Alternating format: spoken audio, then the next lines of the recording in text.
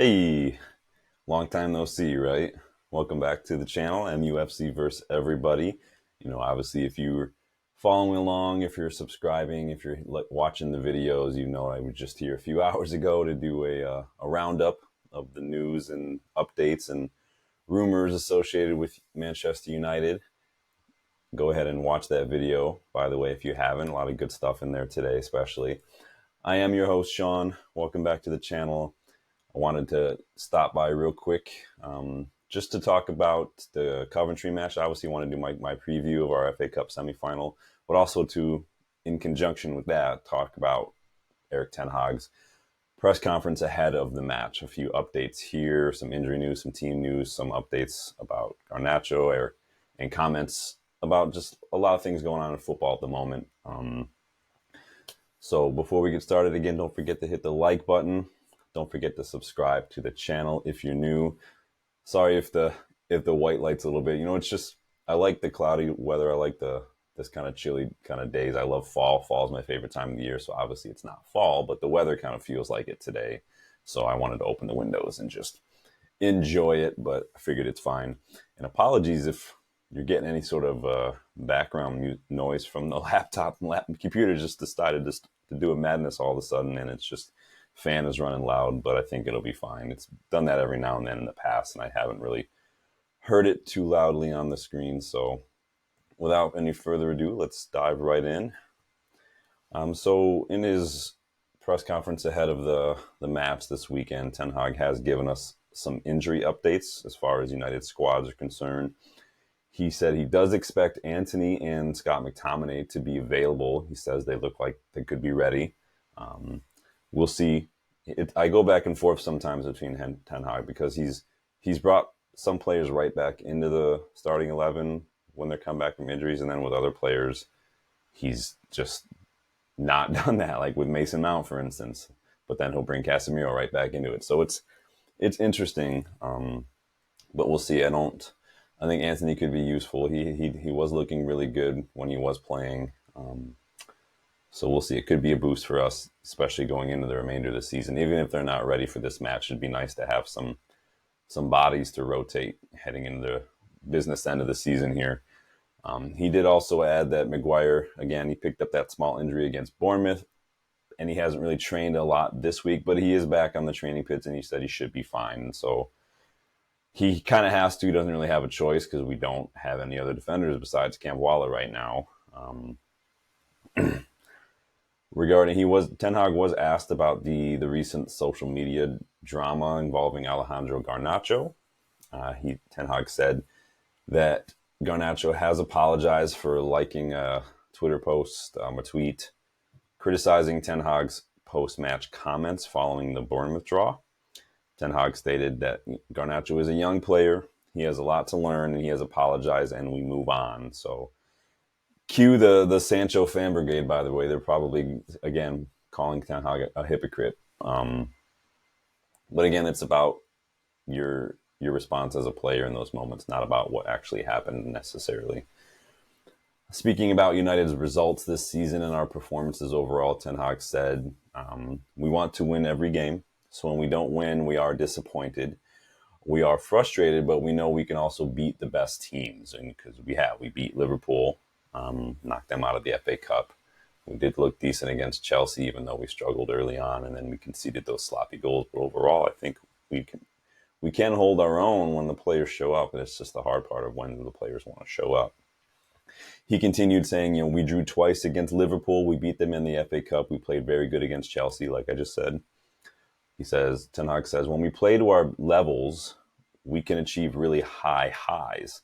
Last season was last season. We want to achieve every season. We want to win trophies. We have a big opportunity. We are in a semifinal, but it's a huge challenge. It is a huge challenge.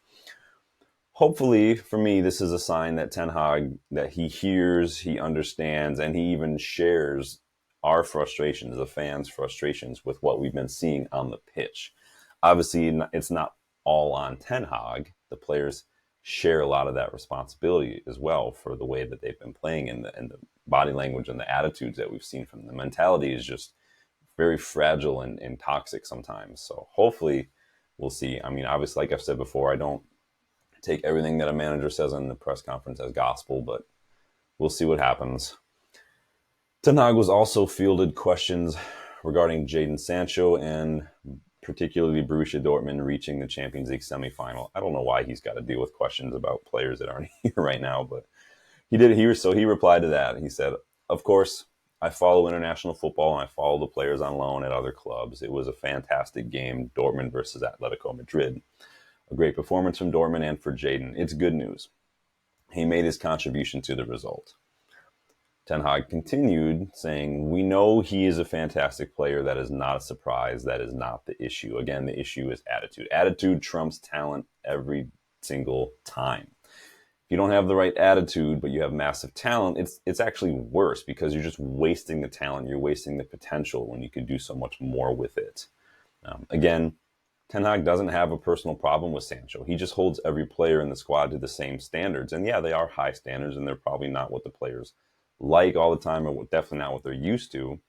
But unlike Garnacho or Rashford, Sancho just refused to apologize. So that's the difference.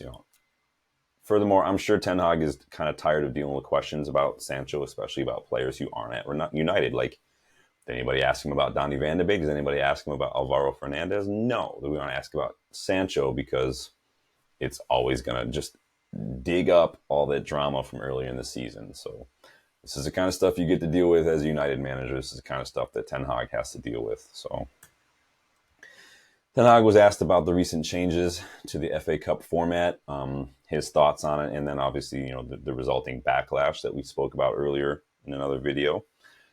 He responded, "It's very sad for the British football culture, but it is also inevitable. It's due to the overload in the schedule. That's dictated by the FA and the UEFA.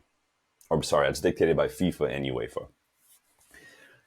It sounds like Ten Hag gets the anger. He gets where these other clubs are coming from, right? But he's also just as being kind of a blunt, straightforward guy, like he is. He's realistic about just the state of the modern game and what's happening, and then the subsequent increasing demands on the players due to all the fixture congestions we've seen in the last couple of years, especially with the World Cup and all these friendlies and everything.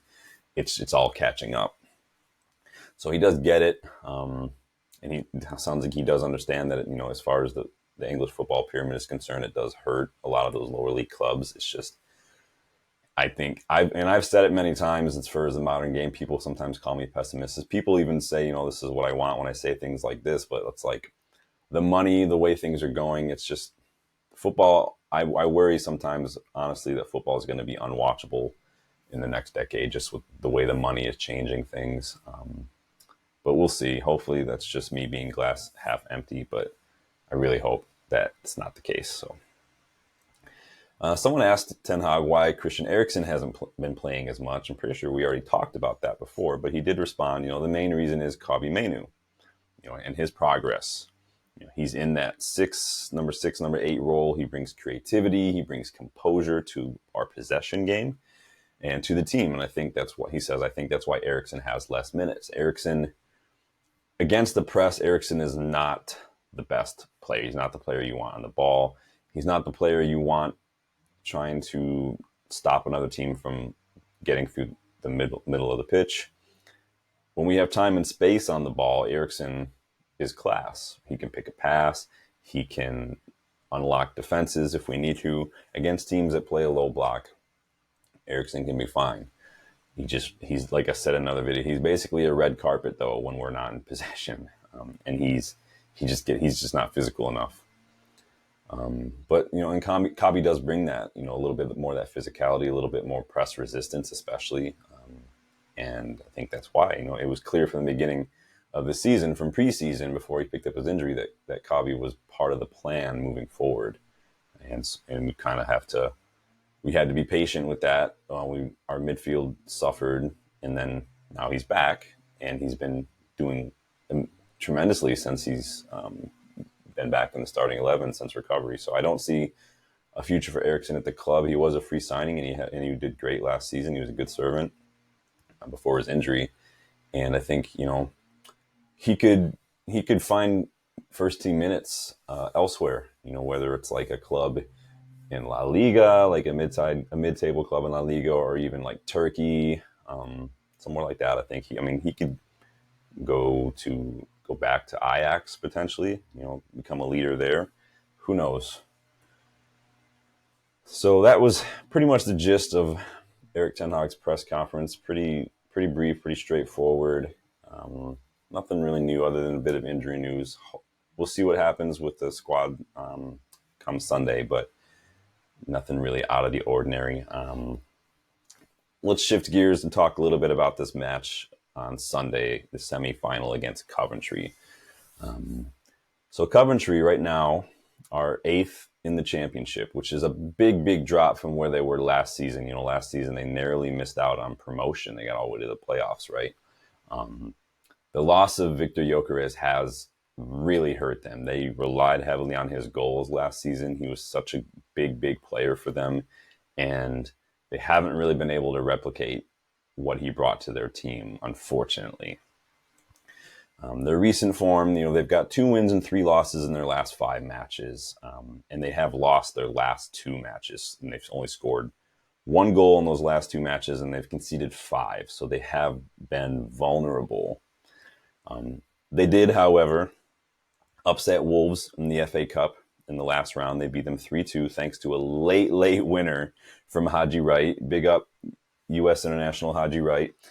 He scored a late winner 10 minutes into stoppage time.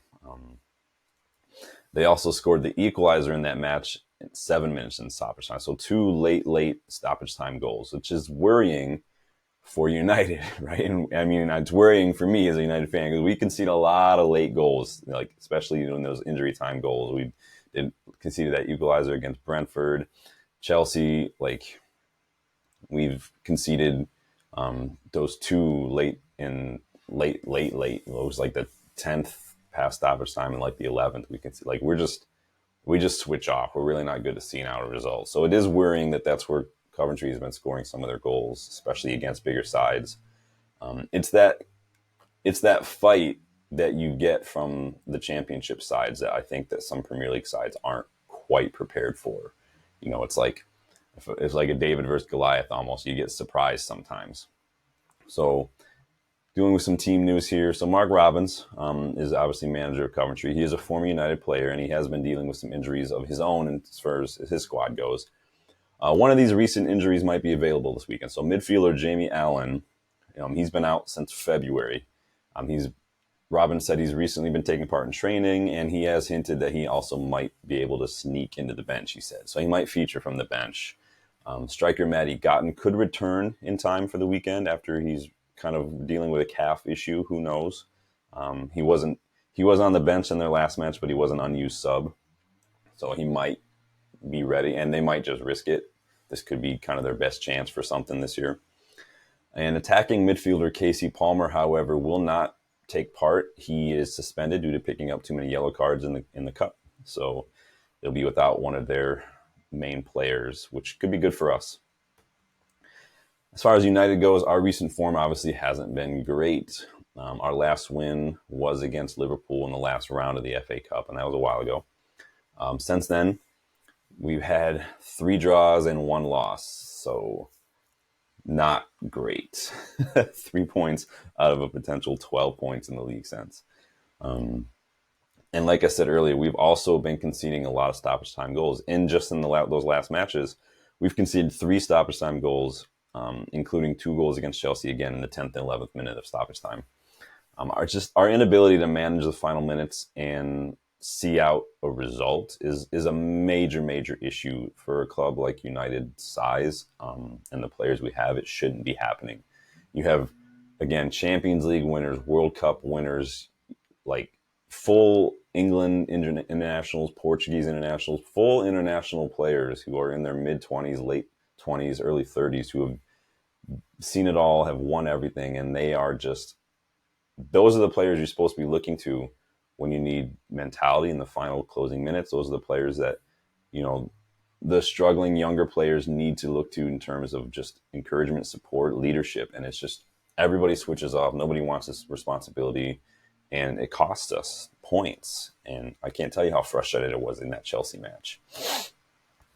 So again, team news, like I said, Anthony McTominay might be available. Still no Varane, still no Lindelof, and no Licha. Evans is still a doubt.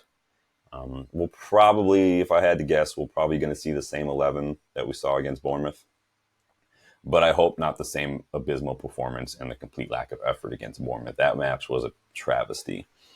As far as the opposition analysis here, Coventry tend to move, like their shapes changes a bit in and out of possession. So when they have the ball, when they're on the attack, they tend to push a few more players forward and they drop to like a 3 at the back situation. And they tend to sit deep and pile as a 5 at the back when they're defending. So again, it's just that shifting place. They want to put bodies behind the ball when they don't have it. I think this could be good for us if Ten Hag can switch up tactics. So if we're able to quickly play out from the back when Coventry are in our half maybe, and they are sitting in that high line with it, they don't have pacey defenders. Is the point I'm making.